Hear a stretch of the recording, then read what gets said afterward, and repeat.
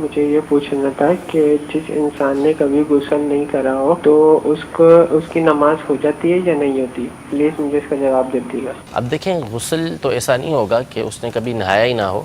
نہایا تو ہوگا ہی ہوگا جی اس جی نے۔ اب یہ اصل میں جو غسل کا شرعی طریقہ ہے، یعنی ناک میں پانی چڑھانا یا کلی کرنا،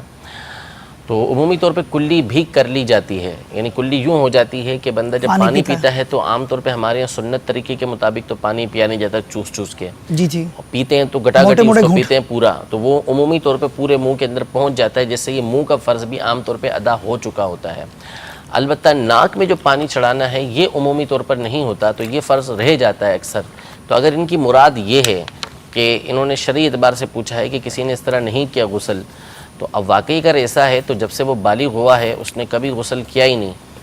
تو جتنی نماز ہیں اس کو پڑھنا پڑیں گی۔ یعنی بالغ ہوتے ہی، چونکہ اگر بالغ احتلام کے ذریعے ہوئے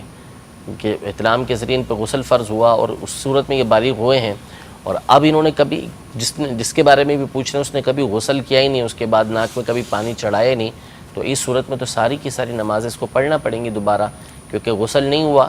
تو طہارت حاصل نہیں ہوئی، طہارت حاصل نہیں ہوئی تو نماز نہیں ہوئی۔ تو اگر ان کا یہی مقصد ہے تو اس صورت میں تو ساری کی ساری نمازیں جو پچھلی پڑھی ہیں، یعنی بغیر غسل کے، وہ ساری کی ساری نمازیں دہرانا پڑیں گی، توبہ بھی کرنی پڑے گی، لازمی توبہ کرنا پڑے گی، کیونکہ مسجد میں یہ بھی فرض جانا ہے۔ ہوا ہوگا، مسجد میں بھی گئے ہوں گے، مسجد میں جانا ہوا ہوگا، قرآن پاک کو ہاتھ لگایا ہوگا، بہت سارے معاملات اس طرح کے ہوئے ہوں گے، لیکن اسے عمومی طور پہ، لیکن ہو بھی سکتا ہے، بہرحال دور ہے ہمارا، جہالت کا دور ہے، دینی اعتبار سے لوگ چونکہ عمومی طور پہ جہالت کا شکار ہوتے ہیں، تو ایسا ہو بھی سکتا ہے۔ تو اگر کسی نے ایسا کیا ہے تو اس پر توبہ کرنا بھی لازم ہے، کیونکہ یہ چیزیں سیکھنا فرض ہے۔ تو اس کا نہ سیکھنا، اس کا گناہ الگ ہے، اور انہوں نے جو کام کیا وہ بھی گناہ الگ ہے، تو یہ ڈبل ان کے اوپر گناہ ہے، اس کی توبہ بھی کرنا ہوگی، اور جو چیزیں فرض ہیں اس کو سیکھنا بھی ضروری ہوگا۔